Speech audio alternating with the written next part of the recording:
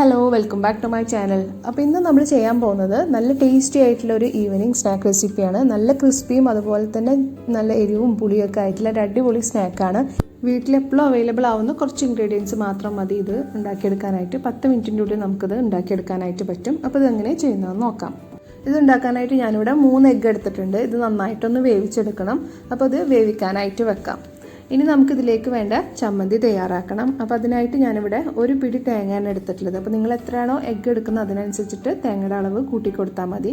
അപ്പോൾ ഒരു പിടി തേങ്ങയാണ് ഞാനിവിടെ എടുത്തിട്ടുള്ളത്. ഇതിലേക്ക് എരിവിന് ആവശ്യമായിട്ട് 3 പച്ചമുളക് എടുത്തിട്ടുണ്ട്, 4 ഇല കറിവേപ്പിലയും, ചെറിയൊരു പീസ് ഇഞ്ചി, 4 ചുവന്നുള്ളി, കുറച്ച് മല്ലിയില, പിന്നെ പുതിനയിലയുടെ ഫ്ലേവർ താല്പര്യമുള്ളവരാണെന്നുണ്ടെങ്കിൽ പുതിനയില കുറച്ച് ചേർത്ത് കൊടുക്കാവുന്നതാണ്.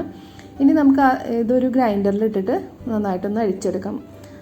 ഇനി നമുക്കിതിലേക്ക് തേങ്ങ ചേർത്തി കൊടുക്കാം. തേങ്ങ ചേർത്തതിന് ശേഷം നമുക്ക് പുളിക്ക് ആവശ്യമായിട്ടുള്ള വിനെഗർ അല്ലാന്നുണ്ടെങ്കിൽ ലെമൺ ജ്യൂസ് ഒഴിച്ചു കൊടുക്കാവുന്നതാണ്. അപ്പോൾ ഞാനൊരു ടീസ്പൂണ് വിനെഗർ ഒഴിച്ചു കൊടുത്തിട്ടുണ്ട്.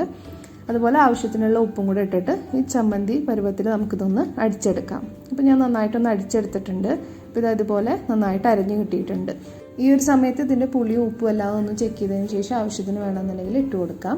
അപ്പോൾ ഇതിലേക്ക് വേണ്ട ഫില്ലിംഗ് ഒക്കെ തയ്യാറായിട്ടുണ്ട്. ഇനി നമുക്കിതിൻ്റെ പുറത്ത് കോട്ടിങ്ങിന് വേണ്ടിയിട്ട് നമുക്ക് ബ്രെഡ് പോക്കറ്റ് ഉണ്ടാക്കിയെടുക്കാം. അപ്പോൾ ഇതിനായിട്ട് ഞാൻ 2 ബ്രെഡ് ഒരുമിച്ച് വെച്ച് കൊടുത്തിട്ടുണ്ട്. ഇതിൻ്റെ സെൻറ്ററിൽ ഒരു ബോട്ടിലിൻ്റെ മൂടി വെച്ചിട്ട് നന്നായിട്ടൊന്ന് പ്രസ് ചെയ്ത് കൊടുക്കുക. നന്നായിട്ട് പ്രസ് ചെയ്ത് കൊടുത്തു കഴിഞ്ഞാൽ നമുക്ക് സൈഡിലത്തെ ഒരു പോർഷൻസൊക്കെ കട്ട് ചെയ്തെടുക്കാനായിട്ട് പറ്റും. അപ്പോൾ ഇതുപോലെ നല്ല സർക്കിൾ പീസായിട്ട് കിട്ടിയിട്ടുണ്ട്. സൈഡൊക്കെ നന്നായിട്ട് സ്റ്റിക്കായിട്ടുണ്ട്. അപ്പോൾ നിങ്ങളത് പ്രസ് ചെയ്ത് കൊടുക്കുമ്പോൾ നന്നായിട്ട് പ്രസ് ചെയ്ത് കൊടുത്തു കഴിഞ്ഞാൽ സൈഡൊക്കെ നല്ലപോലെ സ്റ്റിക്കായിട്ട് കിട്ടും.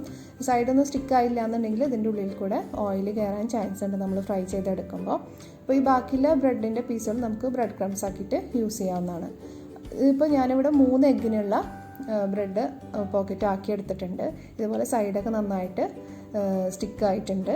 ഇനി നമുക്കിതൊന്ന് ഫ്രൈ ചെയ്തെടുക്കണം. അപ്പോൾ ഫ്രൈ ചെയ്തെടുക്കാനായിട്ട് ഞാനിവിടെ ബ്രെഡ് ക്രംസ് ആക്കി എടുത്തിട്ടുണ്ട്. നമ്മൾ നേരത്തെ ബാക്കി വന്ന ആ പോർഷൻസ് വെച്ചിട്ട് ബ്രെഡ് ക്രംസ് ആക്കി എടുത്തിട്ടുണ്ട്. അതുപോലെ ഒരു മുട്ട നന്നായിട്ടൊന്ന് ബീറ്റ് ചെയ്ത് കൊടുക്കുക. ഒരു നുള്ളു ഉപ്പ് ഇട്ട് കൊടുത്തിട്ടുണ്ട്.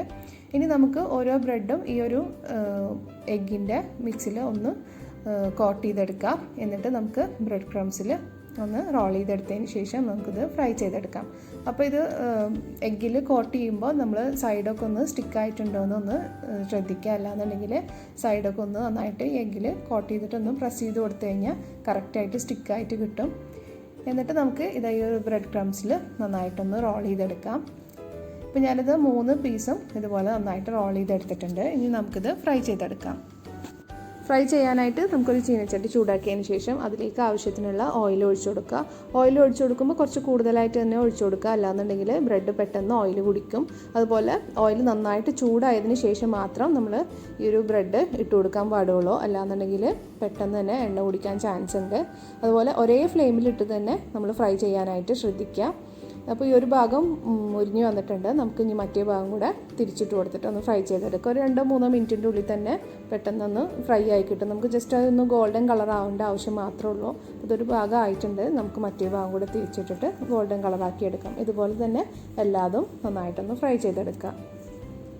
ഇപ്പോൾ എല്ലാതും ഫ്രൈ ചെയ്തെടുത്തിട്ടുണ്ട്. ഇനി നമുക്കിതിൻ്റെ സെൻറ്റർ ഒന്ന് കട്ട് ചെയ്ത് കൊടുക്കാം. കത്തി വെച്ചിട്ടോ അല്ലാന്നുണ്ടെങ്കിൽ ചെറിയൊരു സിസർ വെച്ചിട്ടോ നമുക്കിതിൻ്റെ സെൻറ്റർ കട്ട് ചെയ്തെടുക്കാവുന്നതാണ്.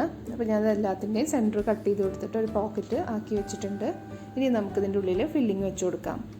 എഗ്ഗ് ഞാനൊന്ന് സെൻറ്റർ കട്ട് ചെയ്തിട്ട് വെച്ച് കൊടുത്തിട്ടുണ്ട്. ഇനി നമുക്ക് ഫില്ല് ചെയ്ത് തുടങ്ങാം. നമ്മൾ ഈ ഒരു ബ്രെഡിൻ്റെ ക്രിസ്പിനെസ് പോകുന്നതിനെക്കാട്ടും മുൻപ് തന്നെ നമ്മൾ ഇത് ഫില്ല് ചെയ്തിട്ട് കഴിക്കണം. അപ്പോഴാണ് കറക്റ്റ് ആ ഒരു ടേസ്റ്റ് കിട്ടുള്ളൂ. അപ്പോൾ ഞാൻ കുറച്ച് ചമ്മന്തി ഫില്ല് ചെയ്ത് കൊടുത്തിട്ടുണ്ട്. ഇനി അതിൻ്റെ മുകളിലേക്ക് എഗ്ഗ് വെച്ചിട്ട് വീണ്ടും ഈ ചമ്മന്തി വെച്ചിട്ട് ഉള്ളിലൊക്കെ നന്നായിട്ട് വെച്ച് കൊടുക്കുക. സൈഡിലും എല്ലാം നന്നായിട്ട് ചമ്മന്തി ഫില്ല് ചെയ്യണം. സാധാ ചമ്മന്തിയും അതുപോലെ എഗ്ഗും കഴിക്കുന്ന പോലെയല്ല. ഈ ഒരു ക്രിസ്പിനെസ്സിൽ കഴിക്കുമ്പോൾ നല്ല ടേസ്റ്റാണ്. കൂടെ ഒരു കട്ടൻ ചായയും കൂടെ ഉണ്ടെന്നുണ്ടെങ്കിൽ സൂപ്പറായിരിക്കും. എന്തായാലും നിങ്ങൾക്ക് ഇഷ്ടപ്പെടും. അപ്പോൾ നിങ്ങൾ ഇതുണ്ടാക്കിയെടുക്കുമ്പോൾ ഈ ഒരു ചൂടിലും ക്രിസ്പിനെസ്സിലും കൂടെ കഴിക്കാനായിട്ട് ശ്രദ്ധിക്കുക. അപ്പോൾ നിങ്ങളത് ട്രൈ ചെയ്ത് നോക്കിയിട്ട് നിങ്ങളുടെ ഫീഡ്ബാക്കൊക്കെ കമൻസിലൂടെ അറിയിക്കണം. ഇതുവരെ ചാനൽ സബ്സ്ക്രൈബ് ചെയ്യാതെയാണ് കാണുന്നുണ്ടെങ്കിൽ ഒന്ന് സബ്സ്ക്രൈബ് ചെയ്യുക. ഈ ഒരു വീഡിയോ ഇഷ്ടപ്പെട്ടിട്ടുണ്ടെങ്കിൽ നിങ്ങളുടെ ഫ്രണ്ട്സും ഫാമിലിയൊക്കെ ആയിട്ടൊന്ന് ഷെയർ ചെയ്യണം. അപ്പോൾ ഇനി നെക്സ്റ്റ് വീഡിയോ ആയിട്ട് കാണാം. താങ്ക്